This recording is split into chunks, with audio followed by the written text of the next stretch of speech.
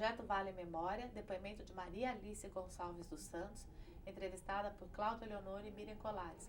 Rio de Janeiro, 19 de novembro de 2003, realização Museu da Pessoa, entrevista número 149. Bom, eu vou pedir para a gente começar, né, a entrevista para você falar novamente seu nome completo, o local e a data de nascimento. Meu nome completo é Maria Alice Gonçalves dos Santos, eu nasci no Rio de Janeiro, no dia 7 de dezembro de 1962. E o nome dos seus pais? Meu pai é Manuel da Silva Oliveira Santos e minha mãe Maria Adelaide Gonçalves dos Santos. E o nome dos seus avós paternos? Teste de memória. É. Rosa Maria dos Santos e Francisco Oliveira Santos. E os maternos? Esses são mais fáceis. Abel do Amor Divino Gonçalves e Maria Alice Gonçalves da Ponte. Porque viveram comigo mais tempo, então por isso que é mais fácil. E qual era a profissão deles? O que eles faziam? Bom, meu pai era português, tá? E os meus avós moravam em Portugal. Meu avô trabalhava com madeira, né? Extração, fazia tamancos, né? Extraía madeira e fazia produção com madeira. Geralmente tamancos. Minha avó não trabalhava, porque lá normalmente é difícil, né? Pelo menos naquela época era muito difícil a mulher estar trabalhando, né? Os meus avós daqui, meu avô veio de Portugal, da minha mãe, né? Veio de Portugal para trabalhar aqui com uma parte de comércio, acabou tendo uma fonte de água Santa Rita, que hoje é Indaiá, né? Durante vários anos ele viveu da fonte, foi um grande comércio para ele durante muitos anos da vida dele. Depois ele se aposentou, vendeu a fonte e ficou aposentado durante muitos anos até falecer. Minha avó também trabalhava em casa. No início ela lavava roupa, fazia bolos, porque todo imigrante quando chega tem que ter um jogo de cintura para sobreviver, né? Então vivia muito disso no início. Depois, quando a coisa se estabilizou, ela ficava só em casa cuidando dos filhos. E seu pai? Meu pai, ele tinha comércio, ele era autônomo, vendia carro, trabalhou com caminhão, foi motorista de ônibus. Acho que de tudo um pouco ele já fez na vida, né? Tinha feito na vida. Os últimos anos de vida ele teve uma distribuidora de produtos de perfumaria, né? E aí acabou não mais estando entre nós, digamos assim. Ele nasceu aqui no... Não, ele nasceu em Portugal. E ele veio? E ele veio para cá fugido da guerra na Angola, que ele teria que servir em Angola. E ele veio fugido, né? E ele veio para cá, ficou um tempo trabalhando em armazém e tal, até começar a parte de motorista mesmo de ônibus e caminhão e começar a fazer a vida dele. E Maria Alice, assim, o que você acha que você tem assim, dessa origem portuguesa que você reconhece? Assim, você tem? A gente tem muita coisa da família, né? A união com a família, a preocupação com a família é uma coisa muito do português, né? A união é muito forte, né? Assim que eu vejo mais, não sei, com quem eu convivi, tá? Que foram os meus avós, né? Que eram pessoas mais próximas, são pessoas muito, não sei se a palavra é desbravadora, mas eu acho assim que se aventuram muito, né? Quer dizer, meu avô veio de Portugal para cá sem nada, meu pai fez a mesma coisa. Então acho que isso tem um pouquinho dessa coisa do desafio, de buscar, né? Coisas diferentes. E está sempre tentando aprender com um pouquinho das coisas que você vive no seu dia a dia. Acho que isso é muita coisa, não sei se é do português, mas assim, da minha criação, né, do que eu vivi com a minha família. E em termos de culinária, assim? Isso aí tem os famosos bolinhos de bacalhau, né, que isso aí não dá para resistir. O bacalhau à espanhola, o bacalhau de forno, que é uma coisa bem típica, né, bolo de noz, as broas, isso são coisas que a gente vai passando, né, lá em casa no Natal, rabanada de vinho, que normalmente as pessoas não conhecem, né, só conhecem de leite, e o português faz rabanada de vinho, normalmente vinho tinto ou vinho branco, né, em vez do leite, que eu amo de paixão. Natal para mim é maravilhoso só por causa das rabanadas, né, amo, adoro. Então essas coisas a gente vai deixando, né, vai continuando, né, de pai para filho mesmo. Muito gostoso. E qual bairro que você passou sua infância aqui no Rio? Eu morei até os 8 anos em Braz de Pina, perto da Penha, tá? Onde até meu avô tinha o depósito da fonte, né? A fonte era em Magé e o depósito era lá em Braz de Pina. E até os 8 anos eu morei lá e depois eu fui para Tijuca. E aí morei na Tijuca o resto da minha vida, até no ano de 2000 que eu fui para Belém, né? Que eu fui representar a fundação lá em Belém. Fiquei 1 ano e aí voltei para cá em 2001. Fiquei também mais 2 anos aqui no Rio de Janeiro e em janeiro desse ano eu fui para Teresópolis. Fui buscar outros ares. Então vamos recuperar. Lá é Brás Pina? Brás de Pina. Brás de Pina. O que você lembra, assim, como era a rua, a sua casa? Bom, há 40 anos atrás não tinha o movimento que tem hoje, né? Então, assim, a gente tinha... Os vizinhos eram muito próximos, eram quase família pra gente, porque eram poucos, né? A gente mais ou menos se conhecia, eram compadres e comadres. A gente brincava muito na rua, porque não tinha trânsito, não tinha movimento, então era brincadeira de boneca na casa do outro, pique, né? Eu estudava num colégio de irmãs e normalmente tinha muita peça de teatro, coisas de artes plásticas que a gente fazia. São coisas que a gente marca muito na infância, né? Eu ia sempre de ônibus e eu me lembro que tinha um motorista do ônibus que era a minha paixão, seu Átila, que até hoje a gente lembra, coisas que a gente guarda na memória, né? E eu era a primeira a entrar no ônibus e a última a descer. E era o xodó, né? Porque normalmente eu entrava no ônibus sempre arrumadinha, né? Com o cabelinho arrumadinho. Eu ia, brincava, fazia tudo que tinha que fazer e voltava arrumadinha, entendeu? Então era uma das únicas que conseguia chegar igual quando tinha saído, né? Então era o xodó para ele. Assim, são coisas que marcam muito. E para mim entrar na escola foi difícil, né? Porque eu fui filha única e primeira neta durante 6 anos. Então, era o xodó, né? Minha avó morava na frente, a gente morava atrás, na casa de trás. Então, minha mãe brigava comigo, eu corria para frente, pedia socorro para a avó, que era a madrinha. Então, era meio confuso. E aí, me resolveram um belo dia me colocar na escola. Eu tinha 5 anos e eu não queria ir. Estava na boa vida ali, né? Não tinha nada para fazer, não queria ir para a escola. E aí fui. Só que foi um desespero, porque tinham que ter, acho que 4 ou 6 irmãs me segurando, entendeu? Para poder entrar na escola, porque eu não queria entrar na escola. E aí passei o primeiro mês que eu fiquei na escola, indo todos os dias, eu passei na secretaria da escola, porque eu não ia para a sala de aula. Então tinha uma irmã, a irmã do Rosário, que uma paciência que eu até hoje não sei de onde ela tirou, né? Ficava comigo na secretaria porque vendia lápis, caderno e tal, então eu ficava lá com ela vendendo. Aí depois de um mês dela tentar me catequizar para voltar a ir para a sala de aula, ela resolveu ir comigo para a sala de aula. Aí a cena era linda, né? Todos sentados na sala de aula, eu, a aventureira sentada e a irmã do meu lado.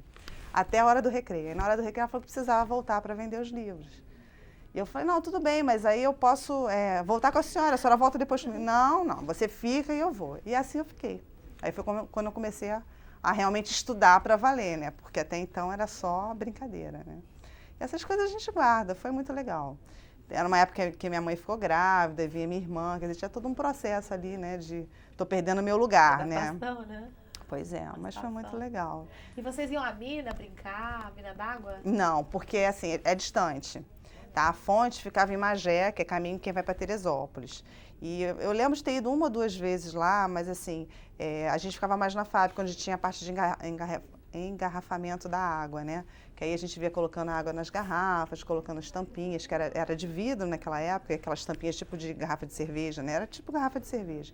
E tinha toda uma produção. Então isso a gente, meu avô deixava a gente ver porque não era arriscado, né? Tinha todo um controle, né? A fonte mesmo eu não me lembro. Não me lembro de ter ido na fonte mesmo ver. Não sei se fui, não me lembro.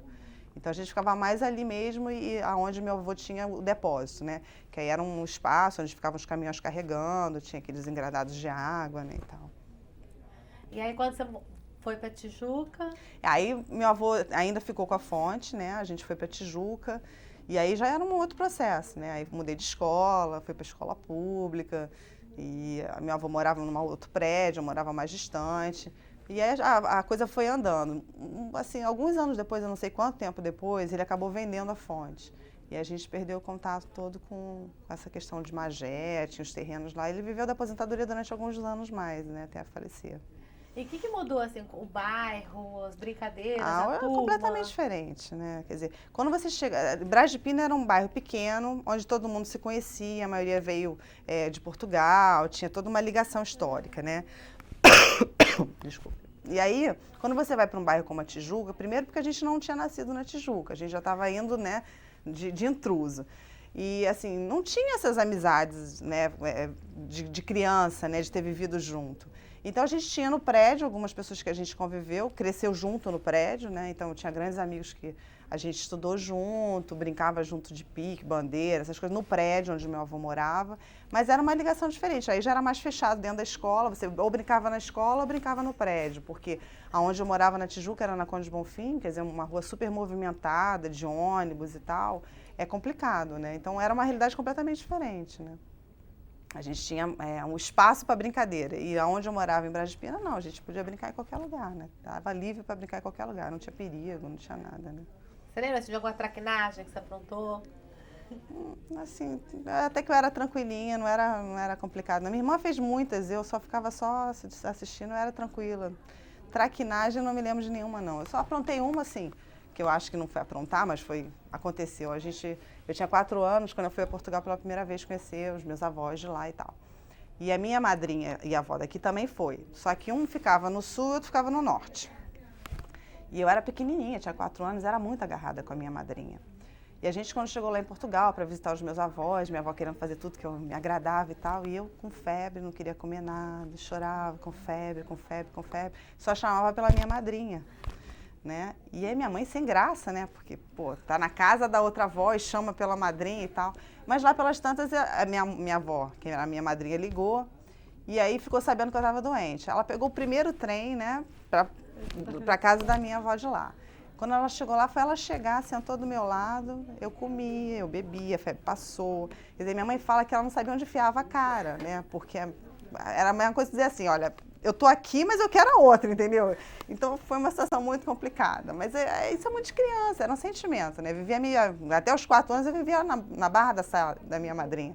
E estava num lugar diferente, com pessoas que eu não conhecia, completamente diferente, né? Então isso aí foi complicado.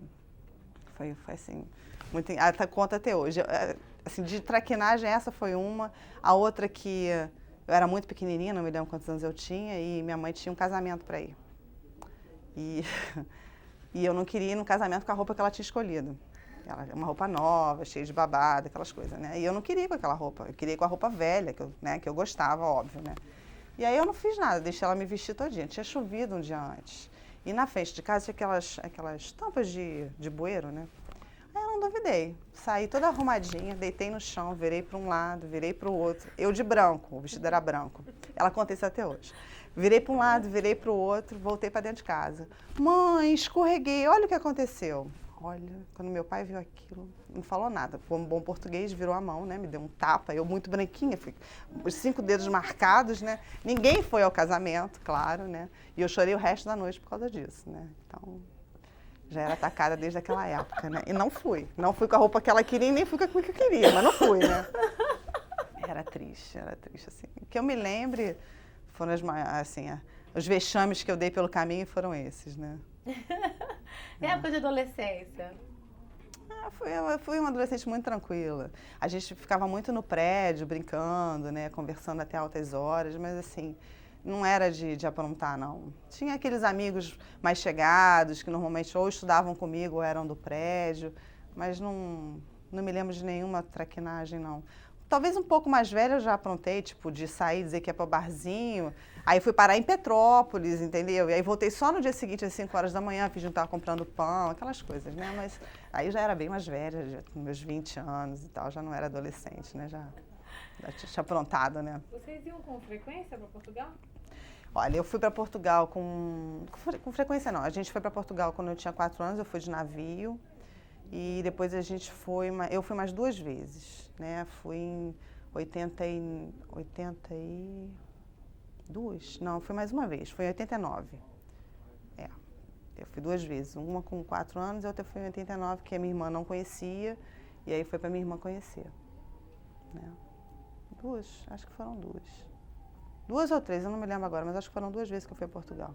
Da segunda eu consegui conhecer uma parte maior de Portugal, que a gente foi até o Algarve, né?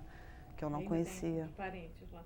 Tem os meus tios. Os meus avós já morreram, mas os meus tios irmãos do meu pai ainda moram lá. De vez em quando a gente troca e-mail, fala por telefone, eles vieram aqui algum tempo atrás. E a gente de vez em quando se fala. Eu gosto muito de lá, é muito bonito. O que você, assim, admira da paisagem, dos lugares? Eu acho bonito a relação que eles têm, entendeu? Entre eles. Eles têm hoje eu vivo isso um pouco mais em Teresópolis, mas na Tijuca era mais difícil. Quer dizer, você quando está numa cidade grande, você fecha a porta da tua casa e você não sabe quem está do teu lado, né? Se o cara está morrendo do teu lado, você nem sabe, né? Morreu, você nem viu. E lá não, os vizinhos, as pessoas são muito próximas, entendeu? Às vezes até um pouquinho demais, né? Invade um pouco a privacidade, mas há um laço maior de amizade. Por exemplo, quando a gente foi, quando eu tinha Logo depois que eu entrei para a fundação, eu fui passar férias lá, foi em 88. E aí, quando eu fui, foi uma coisa muito legal, porque os vizinhos queriam fazer jantar pra gente, entendeu? Tipo assim, não, vamos comemorar que eles estão aqui. Aí faz jantar, janta na casa de um dia, janta na casa do outro. Então, é uma receptividade tão grande, as pessoas tratam com tanto carinho, é uma união tão grande, que é bonito isso. Isso você consegue ver numa cidade menor, né? Quer dizer, Teresópolis, eu tenho também grandes amigos, passei a minha infância inteira indo de férias para Teresópolis. Então, muitas pessoas ainda moram lá e a gente convive com isso. Então, acho que quanto menor a cidade, essa proximidade acontece mais, né? E numa cidade como o Rio de Janeiro é impossível, né? Raramente você vê o vizinho, sabe o que está acontecendo. Eu gosto dessa coisa de ter contato, de participar, eu acho isso gostoso. E Maria Alice, nessa parte da adolescência, né? O que você pensava em ser, vamos dizer assim, entre aspas, quando crescer? Ai, olha, a gente passa por um monte de fase, né? A primeira era aeromoça. Eu não sabia que no futuro ia conseguir fazer isso sem ser aeromoça. Viajar do jeito que eu ando viajando na fundação é pior do que aeromoça, né? Mas tudo bem. Então, primeiro foi aeromoça, aí depois eu pensei em ser professora, né? Como todo mundo pensa, porque a minha tia era professora e tinha toda uma ligação afetiva. E aí depois eu tive uma grande amizade, até de Teresópolis, que ela fazia psicologia, né? E aí a gente conversava muito sobre o que era, o que não era, e aí eu me interessei pela psicologia. Então, quer dizer, eu não tive muitas escolhas, não, né? A psicologia para mim era muito forte, era uma coisa que eu achava que tinha a ver comigo, né? E aí, eu acho que com 17 não, porque 17 eu já estava entrando na faculdade, mas com 15, assim, eu já estava quase que certa, né? Fiz o meu teste vocacional, que deu relações humanas e tal. Então, quer dizer, estava indo pelo caminho que eu gostaria de ir mesmo. E nessa época, 15, 16 anos, o que te encantava na psicologia? Pois, por esse, assim, conhecer mais como é que é o processo, né, de ligação das pessoas, como é que é o comportamento das pessoas, como é que você lida com isso, como é que você tenta ajudar ou até levar aquela pessoa a uma determinada decisão ou alguma escolha. Eu achava isso muito interessante. Achava muito interessante. E os seus pais, sua mãe, o que queriam? Eles nunca assim, interferiram no processo de escolha. Não sei porque meu pai não estudou, meu pai tinha só o primário e minha mãe também não estudou muito. Então, tipo assim, eu acho que o que a gente optasse, tudo bem, era uma escolha nossa. Isso foi muito bom, porque não teve uma forçação de, tem que ser isso ou tem que ser aquilo, né? Então, a gente teve liberdade para escolher. Eu sou psicóloga e minha irmã é fisioterapeuta, né? Então, assim, a gente, desde o início, foi pensando bem o que queria fazer, pesquisando, né, conversando com pessoas que trabalhavam na área, e a gente fez a opção sem nenhum problema. Prestou vestibular? Como é que... Eu fiz vestibular para faculdade pública, não passei. Fiz para a PUC também, que é particular, não passei. E passei para Gama Filho, mas só fiz um vestibular. Quer dizer, num ano, né? E aí passei, eu tinha 17 anos quando entrei para a faculdade, eu era muito novinha também, né? E aí também não estava assim, muito preocupada se eu não passasse, né? Porque eu me achava muito novinha para estar até entrando na faculdade. Mas passei logo no primeiro ano que eu fiz. Fiz o último ano num cursinho, para dar preparo, né? Para poder fazer vestibular. E aí fiz e passei para Gama Filho, fiz os 4 anos lá. Trabalhava nas sendas como estagiária, né? Aí ia de manhã cedo para as sendas. Aí ficava até a hora do almoço, pegava um ônibus das sendas até a estação de trem, e aí pegava o trem até Piedade. E aí estudava a parte da tarde toda e depois voltava para casa. Era uma programação. Nossa, aventura, eu diria. Hoje eu não sei se eu faria isso não, né? Negócio de pegar trem, não sei. Mas na época, ia eu e mais 1 ou 2 pessoas juntas. Pegava o ônibus até Madureira, de Madureira pegava o trem até Piedade. Era sempre um divertimento, né? Sempre uma brincadeira ou outra, era sempre um divertimento. Teve uma época que eu ia de carro, que aí meu pai, quando eu já tinha carteira, mas já no final da faculdade, 21 anos, assim, né? 17 a 20, com 20 anos é que eu ganhei carro, e aí comecei a ir, mas ia de vez em quando eu não tinha o estágio, né? E aí eu ia de carro, mas a maioria das vezes a gente ia de ônibus e trem. E a turma da faculdade, quem que era? A turma da faculdade foi muito boa, porque até hoje eu tenho contato com algumas pessoas, né? E como eu sempre fui do mesmo turno, tem isso, né? Porque era crédito, às vezes nem sempre eram as mesmas pessoas. Uhum. Mas como o turno era o mesmo, a chance da gente se encontrar era maior. Então, quando era dia de matrícula, a gente marcava antes. Não, qual que você escolheu? Escolhi essa, para a gente poder ficar na mesma turma. Então, tinha 4 ou 5 pessoas que a gente sempre estava próximo, né? E hoje uma está na Espanha, morando na Espanha, a outra tinha uma agência de viagem que eu não sei como é que está agora, uma trabalha com psicologia, né? A outra também trabalha com psicologia, tem uma agência de emprego. Então, mal ou bem, umas 4 ou 5, a outra mudou para Portugal, foi morar em Portugal, que o marido era de lá, e trabalha com psicologia e marketing lá. Então, a gente mais ou menos, a gente vai acompanhando, mesmo à distância, vai vendo um pouquinho do que as pessoas fazem, né? Muito legal. Você quer contar? E na Casa Sendas, como que você chegou a estágio, né? A Casa Sendas, eu comecei a estagiar lá no 84, tá? Teve um processo, eu entrei, né, no processo seletivo, entrei para estágio e ficava com uma parte de seleção. Tinha prova, né, o pessoal, normalmente de manhã cedinho tinha uma fila lá no Shopping Sendas, né, bendito Shopping Sendas, e aí as pessoas se inscreviam para fazer prova, era uma prova de português e matemática, que era como se fosse um pré-teste, né. Aí, de acordo com aquela classificação ali, ele ia passar pela parte seguinte de testagem. Só que tinha um problema muito sério, porque normalmente tinha um processo de contratar as pessoas que morassem próximas às lojas onde tinha vaga. E as pessoas já tinham percebido que isso acontecia. E às vezes mentiam o endereço. Então os meninos iam lá para baixo, né, perguntavam onde é que morava, já selecionava dali quem não estava dentro das vagas que a gente tinha e não mandava subir. E só subia realmente quem estava próximo do endereço. Só que uma vez, eu já estava quase no final do estágio, e na sala entrou uma menina, e a gente, na hora da prova, a gente ficava olhando, porque elas colocavam o endereço no cabeçalho da prova. E a gente ficava olhando para ver se o endereço batia, né, com o que a gente tinha de vaga.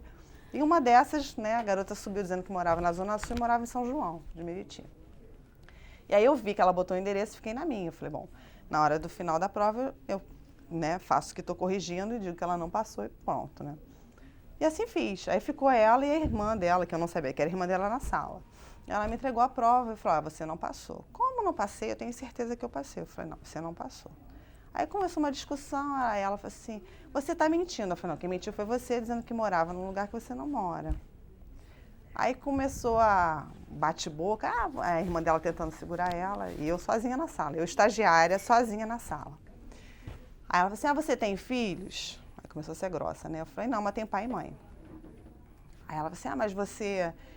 eu preciso de emprego para dar de comer aos meus filhos. Eu falei assim, eu sei que você precisa, mas eu não tenho nada a ver com isso. Aí ela veio para cima de mim para me dar um tapa na cara. Gente. Aí eu desviei e saí correndo, gritando pelo Julinho, que era o menino que fazia a seleção da imagem. Julinho, pega essa mulher. E aí ela saiu correndo pelo corredor, isso no meio da cena.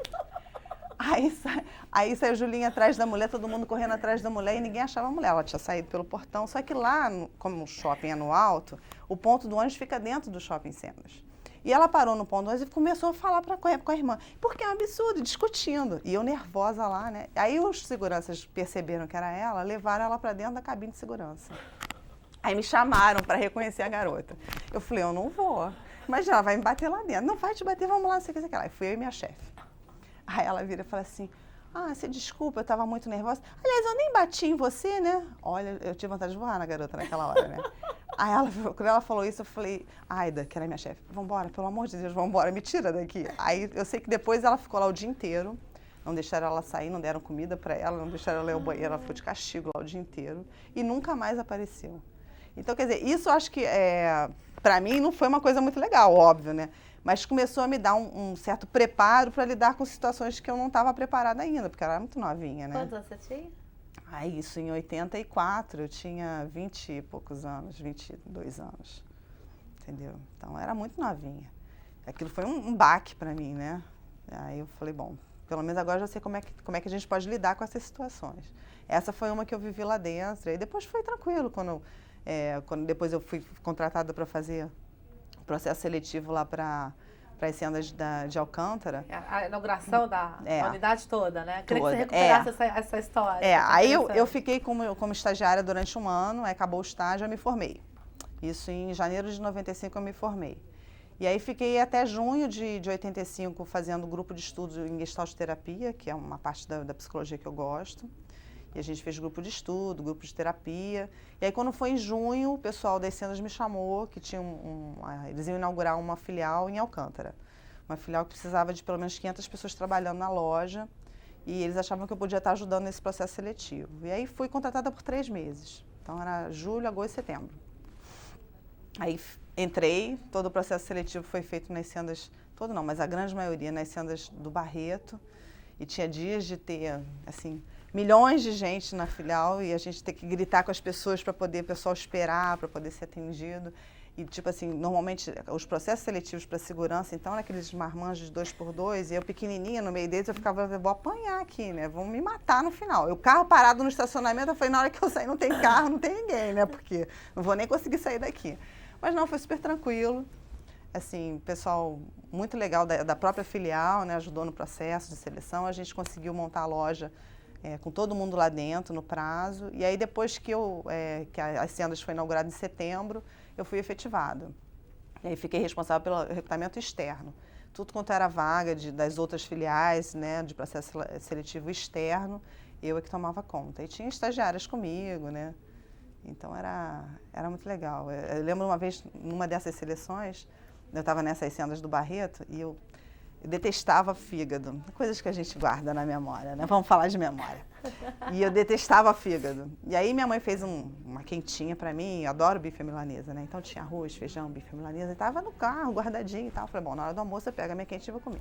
E aí o gerente da loja, querendo ser bonzinho, né? Não, vamos almoçar com a gente lá em cima, imagina. Eu morta de vergonha, falei, não, vou pegar minha marmita para levar lá para cima. O cara tá cheio de boas intenções, querendo servir o melhor que ele tem na filial, né, e tal.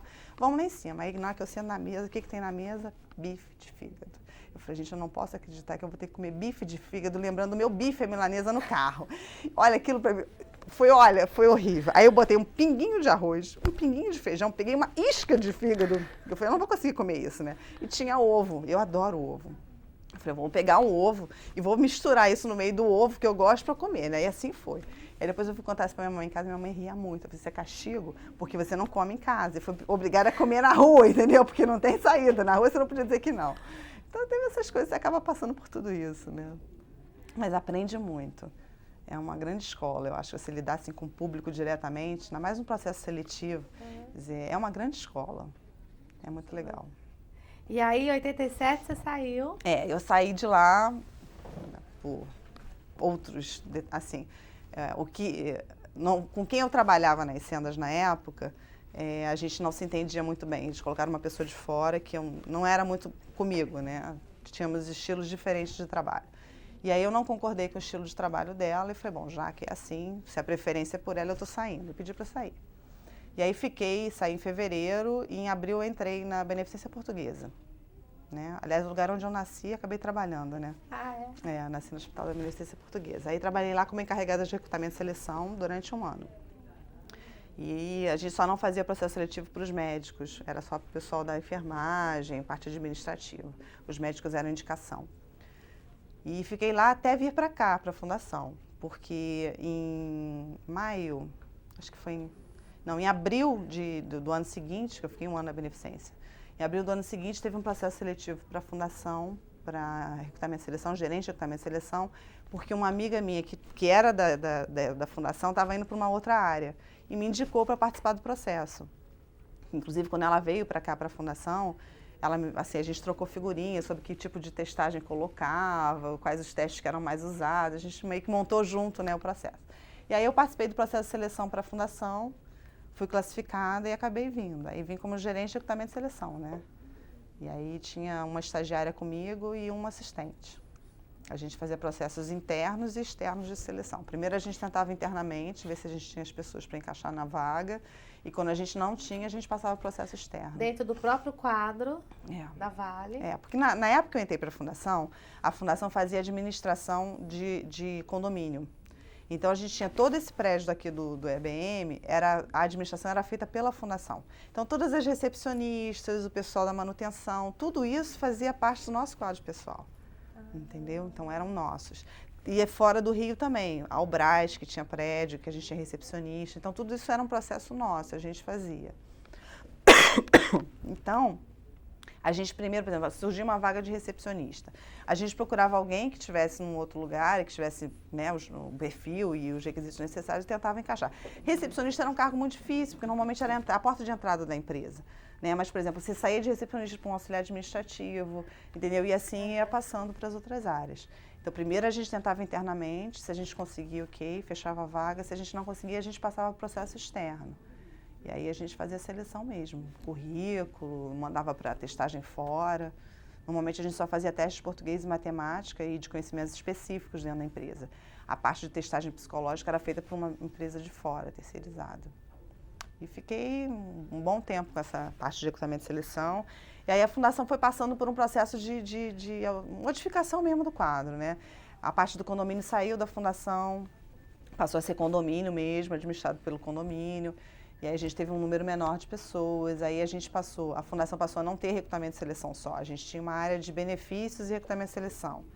E aí depois saiu disso, passou só para RH, que aí já envolvia benefício, recrutamento e seleção, departamento pessoal, tudo, né, no mesmo espaço. Então fui passando, aí eu primeiro entrei como recrutamento e seleção, aí vivenciei treinamento, depois passei para benefícios, depois eu passei para folha de pagamento. E fiquei muito tempo como folha de pagamento. Quer dizer, não só a folha no sentido do pagamento, mas quando você fala folha de pagamento, é tudo que entra dentro da folha, de benefícios, de encargos, né? Então, passei muitos anos trabalhando com isso. Não era muito, assim, a minha praia, não, mas a gente precisava, então vamos nessa, né? Vamos voltar um pouquinho, Maralisa.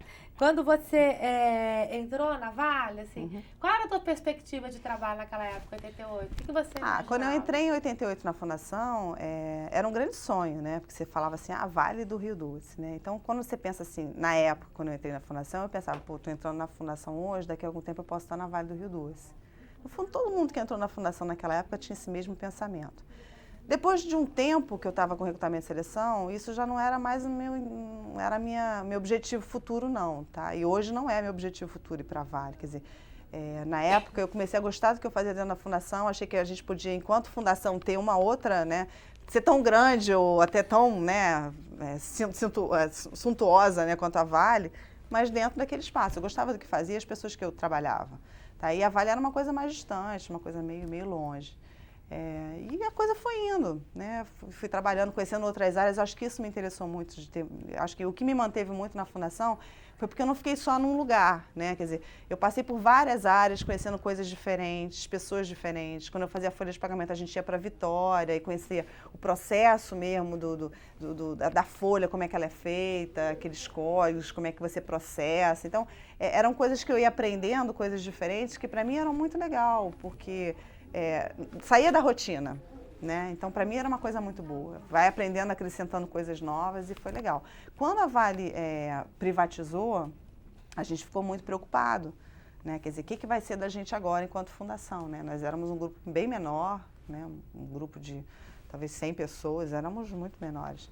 E aí, o que vai acontecer com a gente, né? E a gente continuou trabalhando, e tipo assim, a diretoria na época, vamos investir na parte social, porque acho que o caminho é esse. A gente começou a investir em projetos sociais, sem foco no início, né? Vamos fazer qualquer coisa de social, né? Porque o nome da fundação é a Fundação Vale do Rio Doce, de Habitação e Desenvolvimento Social. Então, a habitação a gente já não ia fazer mais, porque a gente já tinha concordado que a habitação ia passar para a Vale, para uma empresa terceirizada, e a gente ficaria só com social. Então, a gente foi começando a trabalhar a questão do social, os projetos, e isso para mim foi uma coisa nova e uma coisa muito legal, porque tinha a ver do resgate de novo com a psicologia, porque você está lidando com o público, são projetos sociais de transformação social, quer dizer, tem tudo a ver com o que eu gosto, com o que eu escolhi para a minha profissão. Então, fui indo e a coisa foi caminhando. E hoje eu estou aqui. Né? Então, vamos voltar um pouquinho. Antes da privatização, né? Essa coisa da habitação. Uhum. A Fundação era um agente financeiro. Um agente financeiro. Ela tinha... ela construía moradias para os empregados do Grupo Vale ou financiava para a compra de imóveis avulso. Tá? Então, ela tinha uma carteira hipotecária. Tá? Porque na época, eu não entrei na Fundação logo no início, a Fundação começou em 68. E naquela época, onde a Vale ia colocar a mina, normalmente não tinha casa, não tinha nenhuma estrutura, né? Então, eles começaram a fazer casas de pré-moldado em Vitória, né, no Pará, no núcleo urbano, tá? Lá de Carajás. Quer dizer, então, toda uma construção que aí, vamos botar a Fundação para fazer esse trabalho de agente financeiro. E ela ficou, durante esses anos todos, como esse agente financeiro. Ela financiava a maioria dos empregados e quando a privatização chegou, a grande maioria dos empregados já tinha imóvel. E naquela época também da privatização, isso já não era uma coisa tão grave, né? Quer dizer, em 68, 70, a moradia era uma coisa muito grave, né? As pessoas tinham dificuldade de realmente conseguir moradia. Banco não financiava, ou financiava com juros altíssimos, então era diferente. Os juros que a Fundação oferecia eram juros baixíssimos, entendeu? Um prazo de pagamento super extenso, quer dizer, era uma mãe, né? No fundo, ela era uma mãe. Então, tinha todo esse processo. E fora que você estava sendo atendido pela empresa. Quer dizer, você ia dentro da empresa, falava com pessoas que mal ou bem estavam ligadas à empresa. Tinha um tratamento diferenciado, você chegar lá fora e ser mais um, né? Agora, chegar a ser montada, desculpa, porque pode ser uma falha no meu conhecimento, bairros, você fala assim, da instalação de uma mina. Por exemplo, a gente lá em Belém, eu não conheço muito não, tá? Mas lá em Belém eu sei que teve onde a Vale, né, teve como é que se chama? Um empreendimento, né? Um bairro inteiro de casas pré-moldadas que foi feito pela Fundação. A gente tem em Vitória coisas mais isoladas, tem no bairro tal, no outro bairro, quer dizer, dependia muito de onde a Vale estava situada. Tá? Então, isso aí variava muito. Lá em Vitória, por exemplo, a gente tinha uma fábrica de pré-moldados. Então, as casas eram todas de pré-moldados, de 2, 3 quartos. Aí a pessoa modificava, ganhava a casa daquele jeito, tá? E aí ele mudava, aumentava um quarto, botava diferente, fazia uma garagem. Mas aí a estrutura inicial era toda de pré-moldado, era uma fábrica de pré-moldados, era muito legal. Então, era muito de acordo com a realidade. Onde tinha a demanda, né, de aquisição de imóvel, a Fundação ia ver o que era mais viável. Ou a construção, como a gente teve aqui no Rio também, construção de imóvel. A gente tem um em Botafogo, que até algumas pessoas moram lá, que são da Vale. Teve, acho que na Barra também. Tá? Mas foi muito mais para fora daqui. Muito em Minas, Tabira, Mariana, Ouro Preto, Vitória, né, porque tinha todo o porto lá. São Luís alguma coisa, em Belém, no Pará, muita coisa, entendeu? De pré-moldado, principalmente. Então, quer dizer, dependia muito da demanda dos empregados. Onde tinha essa necessidade, a Fundação ia como um agente financeiro. Em que momento que muda isso dentro da Fundação? Começou a mudar um pouco antes da privatização, porque a demanda já estava muito pequena, né? Quer dizer, a maioria dos empregados da Vale já tinha imóvel, eram poucos os que não tinham. Então, a Fundação começou a pensar qual seria o futuro, né? Qual é a visão de futuro, né? Se a gente está, pelo menos a maioria da população que a gente atende já está resolvida nessa questão da moradia, o que a gente vai fazer agora? E com isso veio a privatização. Então, a Vale não mais foi a política da empresa não mais trabalhar com habitação. Então, o que a gente vai fazer? Vamos investir no social, porque se a gente já tinha uma história da Vale com a RDRI, de estar trabalhando a questão do social, não da maneira como a gente trabalha hoje, mas já tinha essa preocupação. Então, vamos investir nisso. A gente já tinha algumas ações isoladas de apoio a projetos e tal, e a gente pensou, vamos fazer alguma coisa com o social. No início foi o foco muito aberto, e a gente começou a focar, não, a gente precisa focar para poder a coisa funcionar. E aí a gente, a Vale foi privatizada em 97, em 98 para 99, se não me falha a memória, a gente começou a pensar no Escola que Vale, que hoje é a Escola que Vale, né, que era um projeto de educação, que era importante a gente ter um grande projeto, né? A gente achava que a gente tinha que ter um grande projeto que tivesse a cara da Vale, né, que fosse o nosso carro-chefe, como a gente chamava na época. E aí o Escola que Vale foi construído para isso, né, que seria o grande projeto para a gente estar levando a cara da Fundação como um agente social. E o que é exatamente esse projeto? A Escola que Vale, ele trabalha a autoestima, tá, dos professores da rede municipal. Quer dizer, como? Através de capacitação, de oficinas, quer dizer, ele propicia que a escola passe a ser um espaço de convívio entre professores, direção da escola, comunidade, pais, e deixou de ser o espaço escola para ser um espaço de todos. Então, ele eleva a autoestima do professor, dando oficinas de arte, de literatura, teatro, quer dizer, dando possibilidades ao professor de trabalhar melhor o conteúdo através de recursos que ele não tem no dia a dia. Então, as escolas, algumas foram equipadas com televisão, com vídeo, com máquina, de tirar retrato. As crianças trabalham com projetos, tá? Assim, lendas da minha terra, comidas da minha terra, quer dizer, há um resgate, né, da história local, né, através dos professores. E quando o projeto normalmente fica, acho que 2 anos, ou 2 anos e pouco em cada local, e ele não sai e vai embora.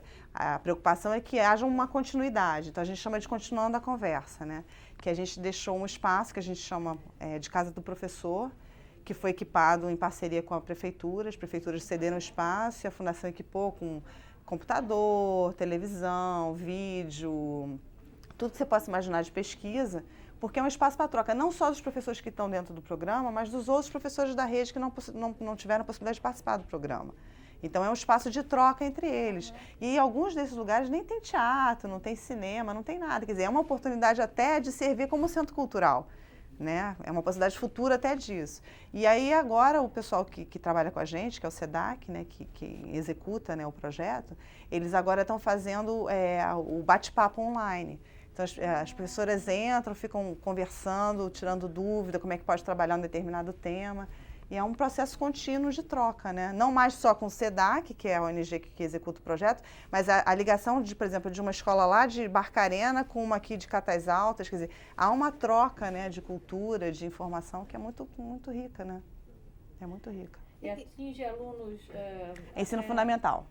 Normalmente, as escolas são da rede municipal de ensino fundamental.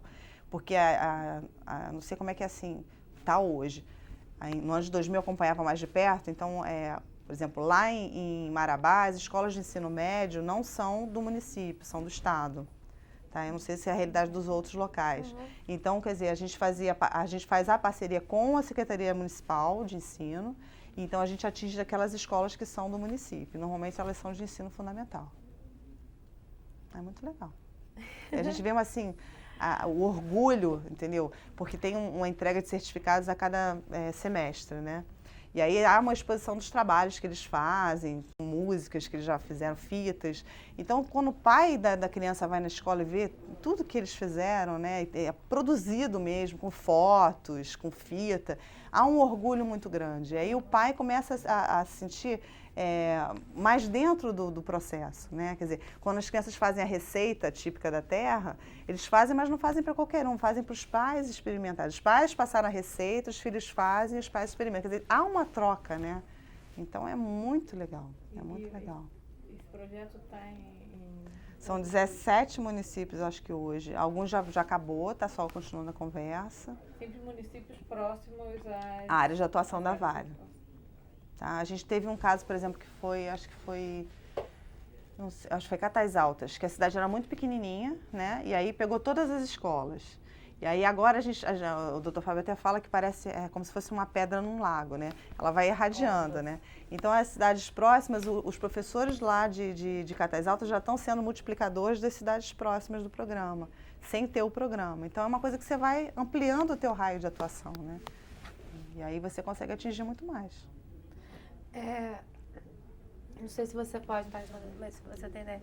Essa opção por trabalhar com comunidades onde a Vale atua, de onde que... Isso foi uma decisão que veio da Vale, né? Quer dizer, a gente precisava focar. Então, vamos fazer o quê? Vamos fazer educação. Vamos tratar da educação, porque a educação, a gente acha que é base para tudo, tá? Então, a gente está tratando com uma coisa que é essencial. E aí a gente falou assim, sim, mas no Brasil inteiro? Não dá. Né? A gente hoje, por exemplo, a fundação tem 12 pessoas. Como é que você vai trabalhar a educação no Brasil inteiro com 12 pessoas? Não dá, né? Então, vamos cair na real. Como é que a gente faz isso? Então, a gente, onde a Vale tem atuação, foi uma opção. Foi uma opção, quer dizer, onde a Vale tem atuação. Então, a gente começou com alguns municípios que eram, assim, mais críticos, se a palavra é essa, e que a gente tinha possibilidade de parceria mais fácil. E aí a gente está começando a abrir, de acordo com conforme vai aparecendo as necessidades. A gente hoje está mudando um pouco esse processo. A gente pensa, está trabalhando até para isso, do planejamento estratégico, que a gente faça parte de, assim, não vai levar um projeto para uma cidade sem saber primeiro o que aquela cidade precisa. Então, a gente primeiro agora, a gente chama de Cidade Vale Mais, são os projetos que a gente está fazendo hoje. A gente tem Marabá Vale Mais, Colatina Vale Mais, Cariacica Vale Mais.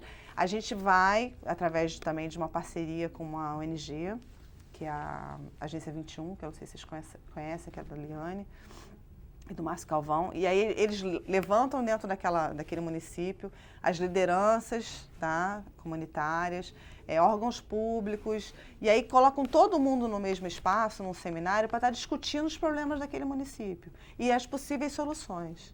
Entendeu? Em cima desse trabalho de construção é que a gente vai poder saber que tipo de projeto que a gente tem hoje na nossa carteira, digamos assim, que possa estar melhorando aquilo que eles têm lá, o que eles precisam realmente.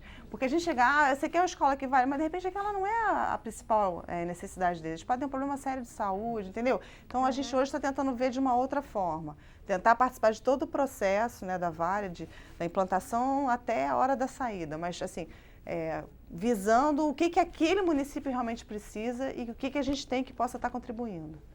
E aí você sempre trabalha em parceria com ONGs? Sempre. Sempre. A gente não executa, tá? Nós somos gestores dos projetos. Então, a gente na Fundação, nós somos 4 gestores de projetos e 2 gerentes. 2 gerentes, que são pessoas mais estratégicas, né? Assim, o envolvimento com a política e tal, eles é que fazem essa parte. Quando o projeto já está acontecendo, os gestores é que acompanham. Então, nós somos em 4. Na maioria, cada um tem 7 a 8 projetos para estar acompanhando. Só, apenas. No Brasil todo é uma beleza. Alguns são ótimos, mas outros, nossa senhora, são de arrancar o cabelo. E aí, a gente faz todo o acompanhamento, desde o financeiro, tá? Da liberação, das parcelas, né? Até o dia a dia do projeto mesmo. Quer dizer, na hora que alguém vai perguntar na Vale como é que está o projeto, vai perguntar para o nosso diretor e ele vai chamar o gestor do projeto para estar respondendo. Então, a gente hoje acompanha mais de perto isso. É um problema, mas a gente tenta, né? Pelo menos tentamos. Não, porque tem uns que são assim, como o próprio Escola que Vale, que está com a Aline. Quer dizer, são 17 municípios. Para você acompanhar 17 municípios, se você tiver só um projeto, você consegue. Mas a gente, quando tem 5, 6, 7 projetos, é mais complicado. Quer dizer, a gente não sabe até que ponto a coisa vai realmente se resolver lá na frente. Mas a gente imagina que o ideal para cada gestor fosse que tivesse 2 ou no máximo 3 projetos para estar acompanhando, porque a gente possa realmente dizer o que está acontecendo efetivamente no projeto. Mas é um grande desafio, como sempre, né? Você acompanha algum mais de perto? Eu acompanho 8. 8? Alguns são, assim, meras parcerias, porque são, assim, alguns a gente chama de projetos próprios, como Escola que Vale, que foi idealizado pela Fundação, a gente contratou uma ONG para estar fazendo o projeto. E outros não, outros são projetos que já existiam, que a gente entende que é um projeto que tem o seu reconhecimento e que a gente resolveu apoiar financeiramente o projeto. Então, esses são mais tranquilos porque a gente não tem muita inferência no projeto. A gente acompanha e tal, mas não põe muito dedo na história, né? Então, eu, por exemplo, acompanho o Vale Informática CDI, que é uma parceria com o Comitê para a Democratização da Informática, que é do Rodrigo Baggio. Só que ele não é um projeto próprio nosso, mas a gente enfia o dedinho nele.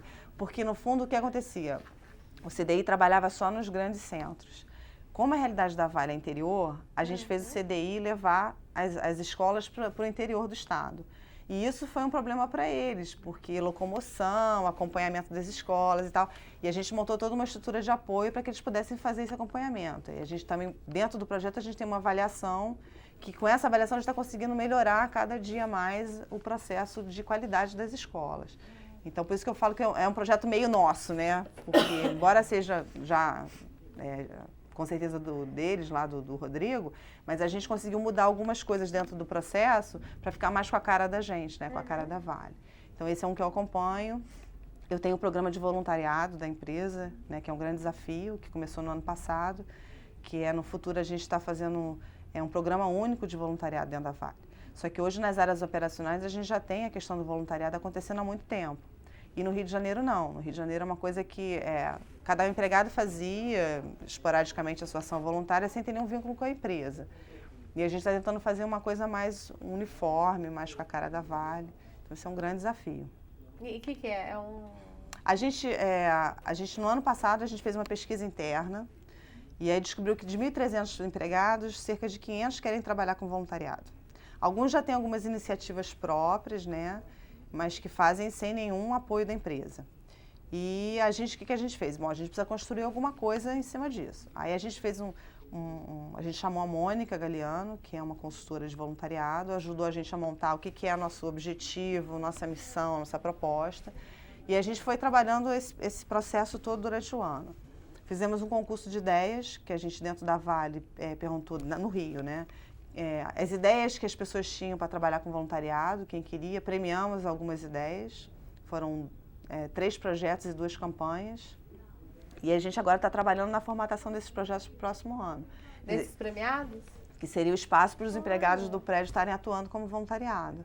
Né? E uma das campanhas a gente fez no ano passado, meio que corrida, mas fez, que foi o Arraiá Solidário, que era uma festa junina solidária, onde o ingresso era alimento, aliás, era um material de limpeza, roupa, calçados, que a gente entregou para 2 instituições que vieram na festa, as crianças vieram na festa, participar da festa, e foi muito legal, quadrilha, teve gerente de terno e gravata dançando quadrilha, foi assim, muito legal, muito. E assim, a gente botou as barracas de graça e uma barraca era uma barraca solidária. Cada coisa era R$1, que era revertido também para a instituição. Aí fizemos sorteio, o pessoal comprou rifa. Então foi assim, muito legal em termos de interação.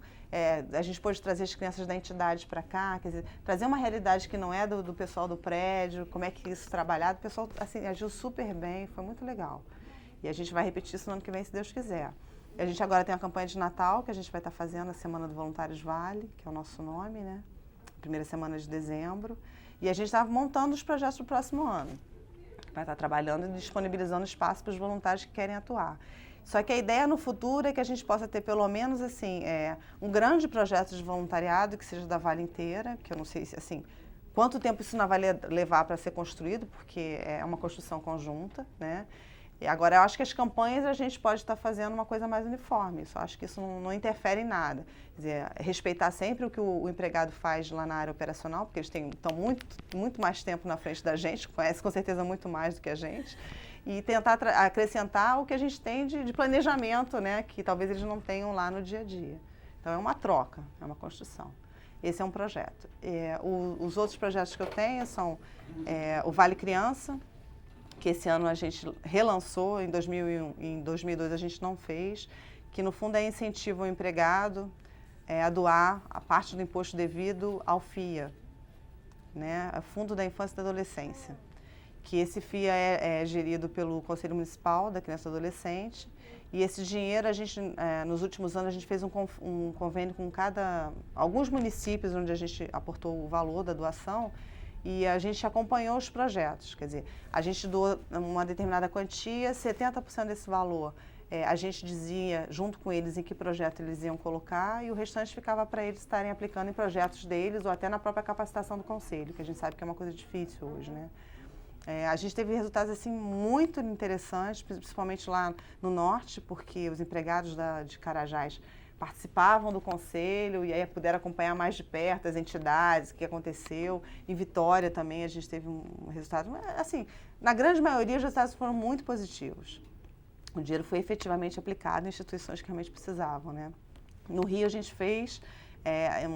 apoiou um projeto chamado Família Acolhedora, que são crianças que estão em risco familiar e são tiradas da família, mas não se isolam da família. Há um convívio entre a família que acolhe e a família de origem para tentar reintegrar a criança na família de origem. É muito legal o projeto. Então, isso a gente trabalhou no Vale Criança. A gente tem o Rede Criança, que é de Vitória só, que é um projeto que é meninos de rua, que é todo um processo, né? Tirar o menino da rua e dar um espaço para ele estar sendo trabalhado num horário que não seja de escola, por exemplo. Então, nesse espaço ele tem artes circenses, teatro, música, artes plásticas. É um resgate mesmo da cultura. E agora tem a sala de informática também, que vai ser trabalhada provavelmente em parceria com o CDI. E esse é um projeto da Prefeitura de Vitória que a gente só apoia. Entendeu? Mas a gente, de alguma maneira, está sempre dando uma espetáculo. Aí tem o de educação ambiental, são 2 de educação ambiental que também acontecem no Espírito Santo, que a gente não sabe se ano que vem vai continuar ou não, que eu também acompanho. Tem um em Rosário do Catete. Acho que só, que eu me lembro, acho que só. Chega, né? Chega, né? Annalise, qual que é a sua paixão desses projetos? O que você curte mais? Eu sou... Pessoal mesmo. Eu tenho a minha paixão... O voluntariado, para mim, é um grande desafio, tá? Assim... gosto muito do que a gente já fez até agora, acho que a gente tem muito para construir, tá? Então, o voluntariado para mim é um desafio. Eu acho que se a gente conseguir fazer o que a gente tem de idealizado para o futuro, vai ser um trabalho muito bonito. Mas depende de outras coisas que não são da gente só, né? Então, por isso é um grande desafio. Se dependesse só da gente era fácil, né? mas não depende só da gente. Então, acho que o voluntariado é uma grande paixão. O CDI é uma grande paixão, porque, no fundo, quando você consegue ir numa escola dessas, né, e ver que você mudou alguma coisa, porque eles trabalham, não sei se vocês conhecem as escolas, como é que é feito o processo, não é informática por informática. As turmas são formadas, eles levam as questões da comunidade para serem trabalhadas dentro da sala, eles elegem um tema, em cima daquele tema eles trabalham todo um projeto, até de mudança mesmo, né, de transformação local. Através do Word, do Excel, eles usam a ferramenta da informática para trabalhar os problemas que ele tem lá fora. E quando você vê que um projeto daquele consegue mudar lá fora a realidade, nossa, é apaixonante, entendeu? É muito bonito. O Rede Criança é outro, que você vê as crianças cantando, um coral que ensaia há 3 meses, você dá show, é de arrepiar. Assim, eu sou meio suspeita, porque quando você fala de trabalhar com social, que você consegue visualizar a transformação daquelas pessoas, principalmente criança, eu acho que isso não tem nada que pague, entendeu? Eu acho que assim, é o grande presente, eu acho que é isso. É um grande presente trabalhar com isso. É bom, né? Depois de contar uma experiência minha. Eu não sei se eu estou certa em fazer essa pergunta, se eu não tiver, você me corrige, tá? Claro. E que a empresa, né, Vale, investir em voluntariado é benéfico para a própria empresa? O que isso traz de transformação para o empregado da Vale? A gente discutiu muito isso na hora da construção do grupo do comitê de voluntariado. Porque a gente tinha uma ideia no início, tipo assim, mas o empregado vai estar usando o nome da Vale, né? Para deixar ele nervoso, aí depois a gente vê. A gente vai estar usando o nome da Vale, mas é uma ação voluntária da pessoa. Aí a gente estava discutindo isso muito no próprio grupo, né, que formou com a consultora. E aí a gente estava falando que o empregado tem a satisfação de estar trabalhando numa coisa que ele gosta, tá? E a partir do momento que ele está representando uma empresa, essa empresa apoia ele de alguma maneira. Óbvio que não vai apoiar, porque a gente já sabe que não vai apoiar, liberando horas de trabalho, tudo bem. Mas pode apoiar com transporte, com alimentação. Quer dizer, tem outras maneiras da empresa apoiar. Isso, se for uma maneira construtiva, quer dizer, que se a empresa realmente, tipo assim, botar pé firme, não, eu apoio o voluntariado com isso, com isso, com isso, eu acho que você cria um clima, né, de cooperação, de relacionamento dentro da empresa, que eu acho que constrói muito, entendeu? Quer dizer, hoje você está trabalhando com um objetivo comum, quer dizer, tem uma pessoa da área da jurídica, outra da área da financeira, que estão em áreas completamente diferentes, mas estão no mesmo objetivo. Então, acho que une as pessoas. E para a empresa aquilo é positivo, entendeu? Se as pessoas vestem a camisa da empresa com satisfação, tem o apoio da empresa para uma ação, né, que é transformadora, que vai realmente fazer alguma diferença lá na frente, eu acho que todo mundo ganha. Ganha a empresa com relação à responsabilidade social, ao marketing, né, que ela está fazendo, que é um direito dela, porque ela está apoiando de alguma maneira, e ganha o empregado, porque ele está se sentindo valorizado por uma coisa que ele gosta de fazer e que a empresa reconhece. Entendeu? Então, eu acho que é por aí. Não sei se eu respondi muito bem. Mas acho que é por aí. Fantástico. Eu queria que você falasse um pouquinho da experiência de Belém, né? Belém. Isso tudo, você foi para no meio disso tudo, eu fui parar em Belém. A gente tinha, antes da Vale privatizar, e um pouquinho depois que a Vale privatizou, a gente manteve o que a gente chamava de coordenadorias. Nas áreas operacionais, onde a Vale tinha escritório, a gente tinha um coordenador e normalmente um assistente, um analista, que apoiava, né, nessa questão dos projetos locais. Belém, em 2000, tinha toda uma questão política com o governador e que não tinha ninguém muito próximo. A pessoa de contato direto era de São Luís. Então, em alguns momentos, ficava uma brecha ali e tinham projetos acontecendo em maior quantidade naquele momento lá em Belém. Então, eles acharam que era interessante ter uma pessoa em Belém, tá, ligada a São Luís, mas que fosse uma pessoa que representasse a Fundação em Belém, para que nesses momentos que precisasse de alguém para responder pela Fundação, tivesse alguém presente. Tipo assim, a Fundação reconhece, a Vale reconhece que o Estado do Pará é importante. Era mais ou menos essa a questão política, né, e colocar uma pessoa lá para responder por isso. Então, eu fui para representar a Fundação, fiquei no escritório em Belém durante 1 ano, ligada ao coordenador, na época, lá de São Luís, mas ficava sozinha lá em Belém, no escritório que era dividido com a Docigel. E aí, como é que foi? Sair do Rio? Nossa. Você morou a vida inteira aqui, né? De novo o desafio, né? Você já percebeu que desafios fazem parte da rotina, né? Me deram algumas alternativas, né? Eu tinha 2 dias para ir para lá, para ver casa, escola, emprego para marido. Eu falei, bom, vamos, né? Vamos ver o que vai dar. Quando eu voltar, a gente vê como é que fica. E eu tinha amigos que trabalhavam lá, na época que a fundação tinha a coordenadoria lá habitacional, eu ainda tinha pessoas que eu tinha contato por telefone e tal, e eu pedi, um deles era corretor, inclusive, até hoje. E aí eu pedi, separa algumas coisas assim para mim dar uma olhada, né, e tal, de apartamento, escola, porque eu não vou ter tempo.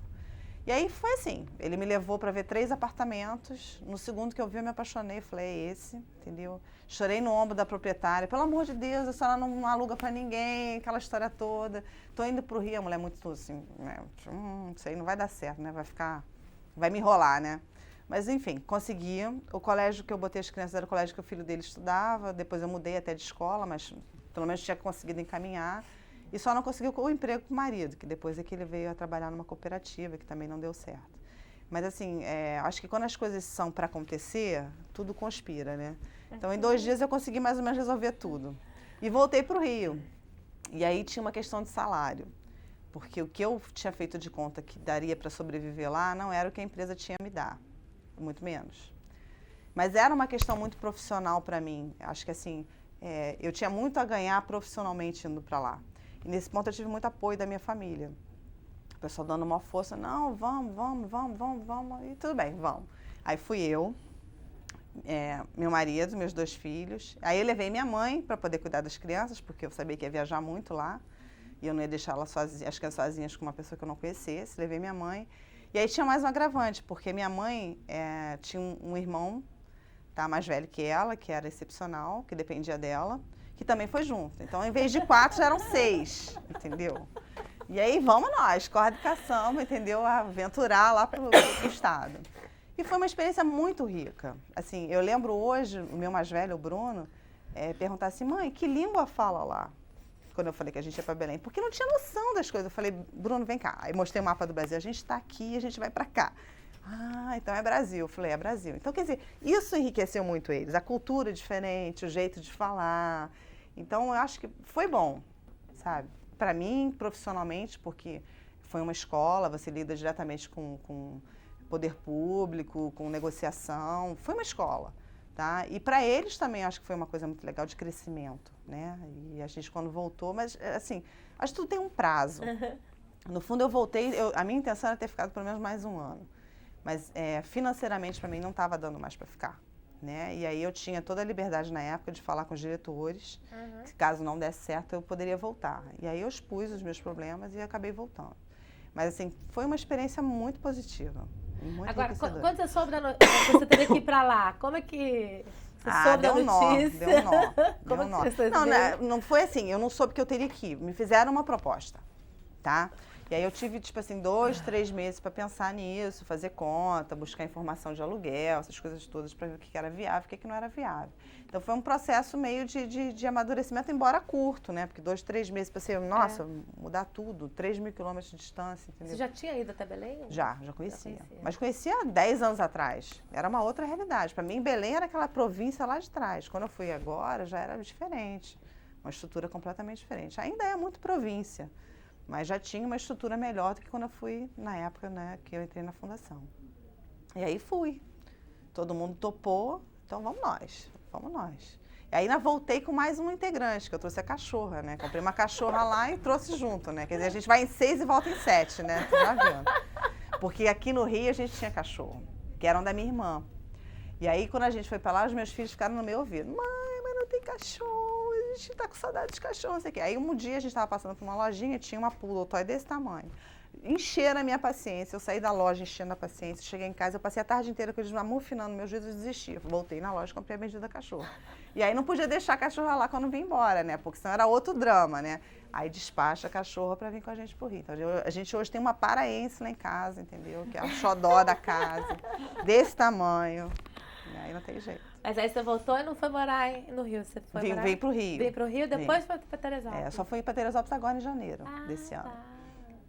Eu queria ter ido direto para Teresópolis, mas aí teve foi tudo muito corrido. Eu vim em novembro, e aí não dava tempo de ver colégio, de ver escola. Eu falei, não, gente, não vamos fazer nada atropelado de novo, não. Deixa as coisas se ambientarem, as crianças estão saindo de um lugar. Vamos voltar pelo menos para a escola antiga deles, para eles, né, reverem os amigos, né, darem uma certa esfriada. E depois, se realmente a gente vê que é viável, a gente vai para Teresópolis. A gente ficou 2 anos no Rio. Né? E aí, quando chegou um momento que o meu mais velho só saía com o vidro fechado do carro, assustadíssimo. Mãe, cuidado, vai parar no sinal. Então, eu já vi que, tipo assim, não dá mais. Chegou no limite, não dá mais. E aí, eu comecei a procurar, no meio do ano passado, comecei a procurar um lugar para morar, escola com calma, levei eles para conhecer a escola. E foi um processo mais tranquilo, né, de construção. E aí, a gente vai para lá em janeiro. Eles estão felizes da vida e eu mais ainda. É outra vida. Aí você vai e vem todo dia? Todo dia. 1h30 para ir e 1h30 para voltar. Vou dormindo e venho dormindo. Acrescento mais 1 hora de sono no ônibus. Tá bom, né? Pois é. Eu levo menos tempo para ir para Teresópolis do que se eu morasse em Jacarepaguá. Se eu morasse em Jacarepaguá, eu levava pelo menos 2 horas, 2h30 para chegar lá. Para lá 1h30, 1h45. E fora que não é trânsito, né? É estrada, então desgasta muito menos, né? É muito bom. É uma cidade pequena, assim, é tranquila, as crianças andam sozinhas, vão para a escola sozinha. O custo de vida é muito mais barato, entendeu? É uma outra realidade. Para mim é um resgate do passado, porque eu passava as minhas férias sempre lá. Né? E nas férias que eu tinha de escola era dezembro, janeiro e fevereiro, né? Eram 3 meses. Então, tem muita gente que hoje tem filho da idade do meu que viveu comigo, né? Fazendo baile de carnaval, sabe? Andando de bicicleta. Então, para mim é um resgate. E para eles é uma construção, né? Porque é uma liberdade que eles não têm aqui. E o clima é agradabilíssimo, né? Nossa, a gente chega lá, eu chego lá de casaco, eu não tiro casaco. É assim, no verão tem que fechar a janela, porque está fresquinho demais, às vezes de madrugada esfria. O mais quente que eu cheguei lá, assim, esses dias... Estava 20 graus à noite, 21 graus. Esse é o frio de lá. Esse é o quente de lá. Você tem alguma coisa de responsabilidade social que você queira... Não, eu já respondi. Tudo que você queria saber sobre responsabilidade social. Vai saindo, isso vai saindo, não tem jeito. Então vamos começar. Tá no sangue. Então vamos começar a encerrar a entrevista, né? Então, já que você está falando dos filhos, eu queria o nome deles, que idade que eles estão. O Bruno tem 12 anos, tá? Nasceu... Aliás, os dois nasceram enquanto eu estava na fundação, né? O Bruno tem 12 anos, muito parecido comigo, tá? Um pimentinha.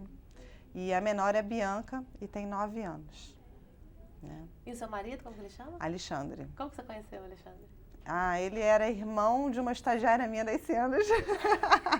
A gente foi a um show uma vez, eu conheci ele no show e a gente acabou ficando juntos. As coincidências da vida, né? Virou cunhada. Estagiária passou a ser cunhada.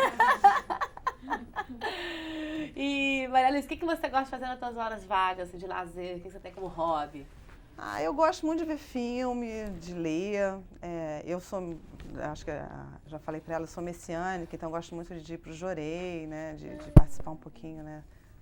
Da rotina do Jorei, eu acho muito legal. Isso acho que me ajuda muito a manter um certo equilíbrio.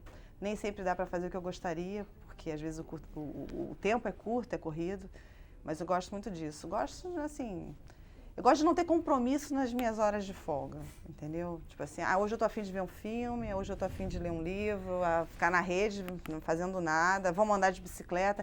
Eu não gosto da coisa muito programadinha, não, entendeu? O que eu tô a fim de fazer agora? Vamos fazer isso. É isso que eu gosto de fazer nas minhas horas livres, de preferência com as crianças, porque eu já fico tão pouco tempo com eles, que aí quando dá para ficar junto no fim de semana, a gente curte mais, né? Aproveita mais um pouquinho. E você continua viajando muito? Muito. Esse mês até que eu tô assim, calminha. Deixei de ser aeromoça durante o mês. Mas o mês de outubro, aliás, todo mês de outubro para mim é um complicador, porque passo assim, quase que a maioria do tempo viajando e fim de semana é que eu volto para casa. Porque normalmente é onde as coisas começam a acontecer dos projetos, né? Finalização, e aí você tem que estar um pouco mais perto, né? Te exige um pouco mais no final do ano, né? E outubro normalmente é um mês carregado. Agora esse mês até que está mais tranquilo. Dezembro vai vir outra sessão de viagens, de fechamento, que aí vamos ver o que eu faço. Se eu me enfoco, me divido em 2, vamos ver o que vai acontecer. Você está na Vale desde 88, né?